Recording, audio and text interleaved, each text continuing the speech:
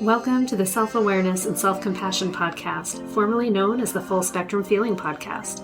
I'm your host, Blaise Schwaller, life coach, mom, and former tattoo artist.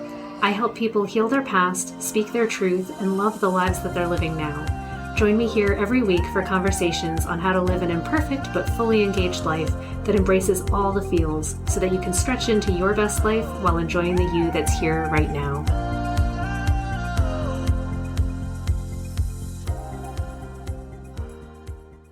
Hey, this is Blaise. Welcome back to Full Spectrum Feeling. I've had a few weeks being pretty pissed off and agitated, and I'm glad because I think it needs to be talked about. I think those emotions are so important. Like anger is there to motivate us. It's there to help us have the energy to change things, to change how we're reacting, to realize that a boundary has been crossed, that we're not okay, that we need to do something because everything is in relationship to each other, right? Like we need to have that feedback, and our emotions are our feedback system. This week, I want to talk about the state of mind that we hit at the end of overwhelm. I guess like when you've gone through being upset, when you've gone through being hurt, when you're gone through being tired. And, you know, we've all maybe at this point seen the meme where it's like this field of flowers that have all been cut down and it's empty and someone's gesturing. It's like this lady like, behold my field of fox. It is barren. I have none left to give. And it just struck me as so funny the first time I saw it.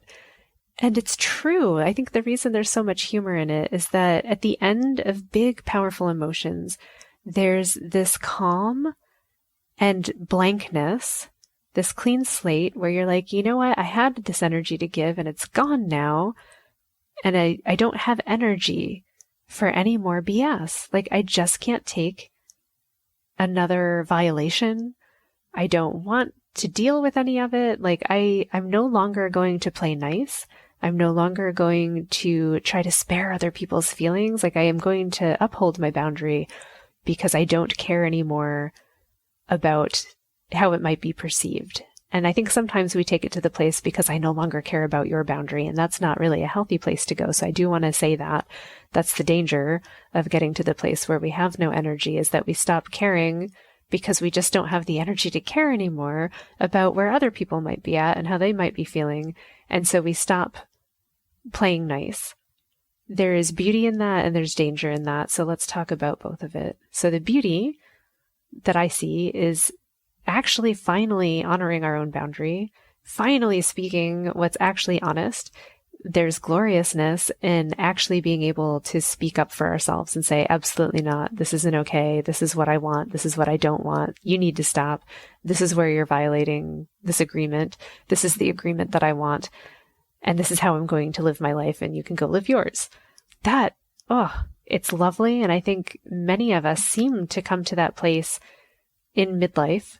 Like we've gone through our youth and we've tried to please everybody, and we've tried to continue to please everyone through our like early 20s and getting jobs and finding relationships and figuring things out. And then it seems to be like a common trope that you hit your 40s and that's about when you just don't care anymore. And then as you get older and older, there's also the older woman theme. I don't really hear this about men so much, but in women's circles, we talk about like the older you get, the less fucks you have for any of these things. You stop caring about beauty standards. You stop having energy for these kinds of fights, and you just do your own thing and you're happy, and you're finally like letting go of all of these standards that you were trying to uphold to keep other people happy. So for women, maybe it's about stopping trying to make everyone happy with you and just making yourself happy. It's interesting.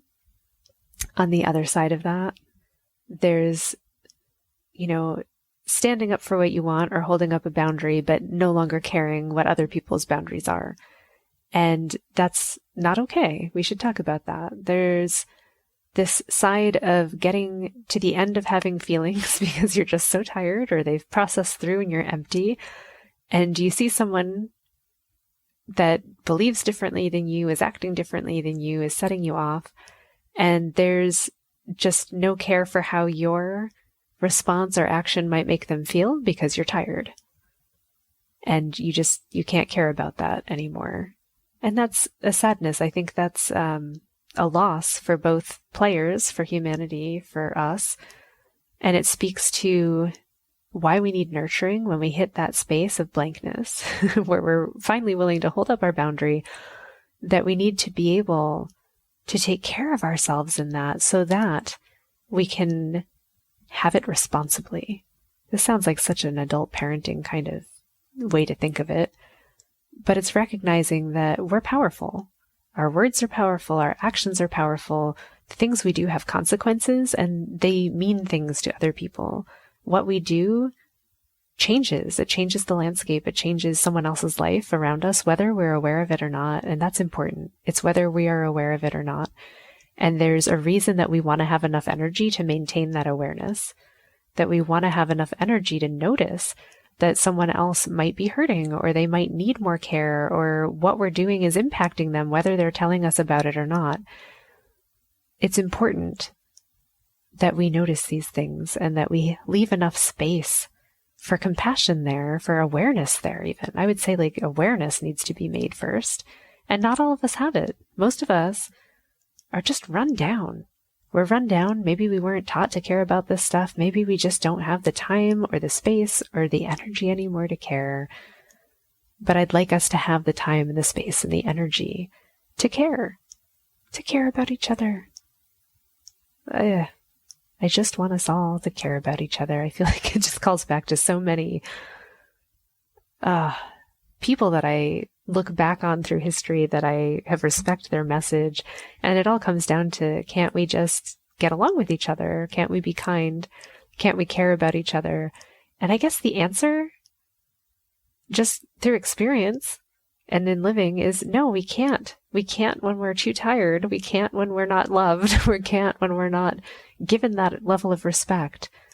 When someone is hurting and it's lacking, that's what they can't give back. We can't give what we don't have.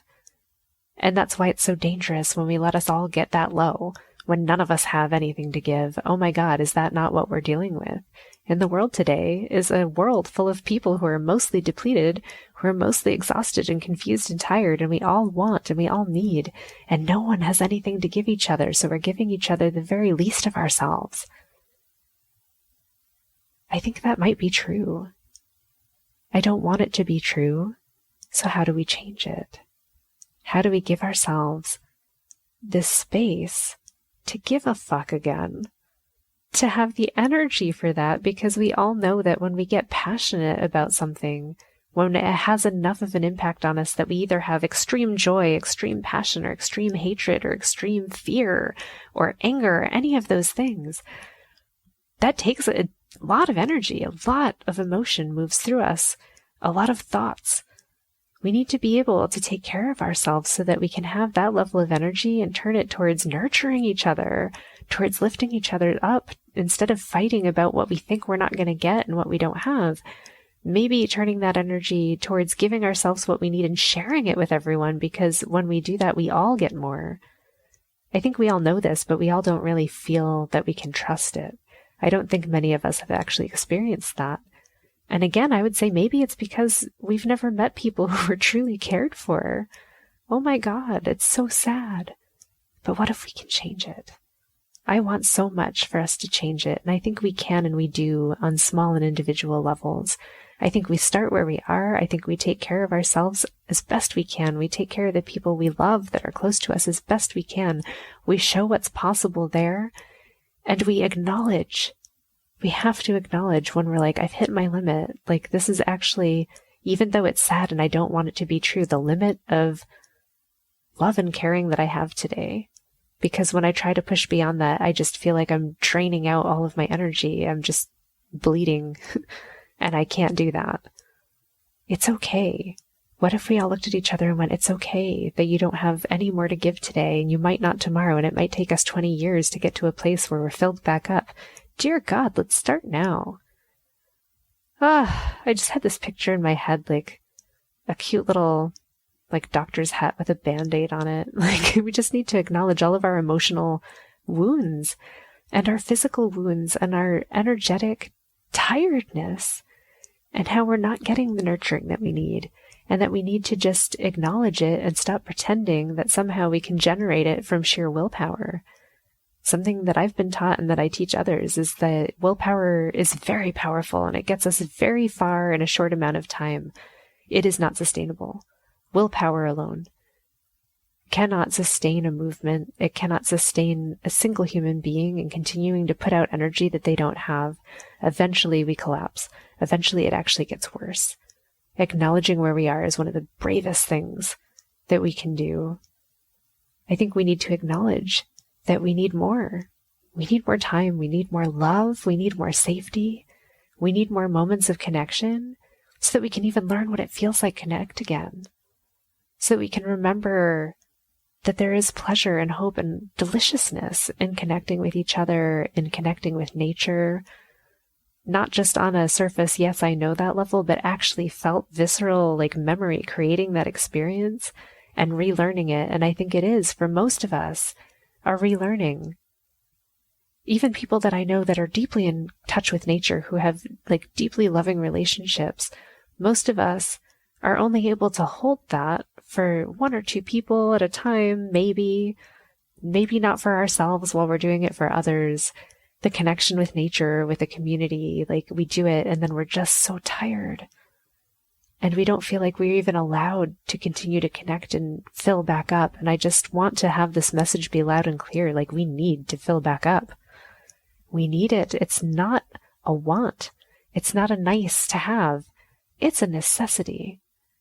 I want us all to be able to take those moments to breathe, to feel what we're truly feeling, even if that's pain, to be with it long enough that it has a chance, a fighting chance to heal, to move, to start to fill back up, to find out what it is that makes us feel good, and to not be told that that's a luxury and that we don't have time for it and that we better get back to work now and we better do this and do that and run around.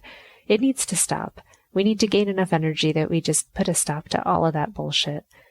There are billions of us on this planet and we're all tired and we need some love. Let's do it. Let's love each other. And let's love each other first, ourselves, in whatever way we need to. Whether that means taking time to cry, taking time to sleep, taking time to just look at something beautiful, to allow that to be nourishing, to allow that moment in. It's so important. Space. We need to give each other some space so that we're able to finally connect with each other and really actually be there. To actually be there.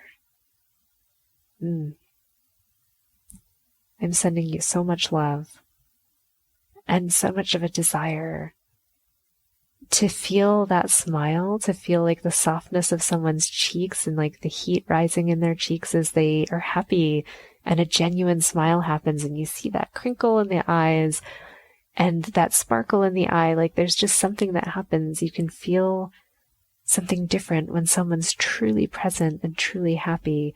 It's the kind of thing that just witnessing it also makes you feel that kind of joy, feel that kind of uplifting in your soul. It might even make you start to smile.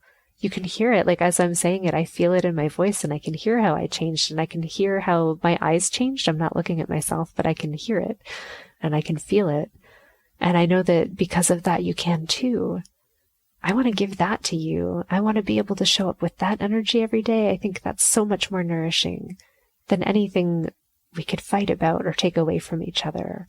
If we could just show up and give each other a genuine smile, a genuine moment of relief.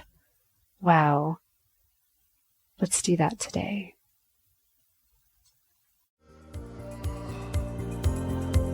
Thanks so much for joining me. If you enjoyed this podcast, please subscribe and share it with someone you love, and leave us a review. You can learn more and get some self-compassion tips and tricks by visiting coachwithblaze.com, where you can sign up to get my free booklet on overcoming anxiety, overwhelm, exhaustion, and burnout. I'm sending you so much appreciation and love, and I'll see you next time.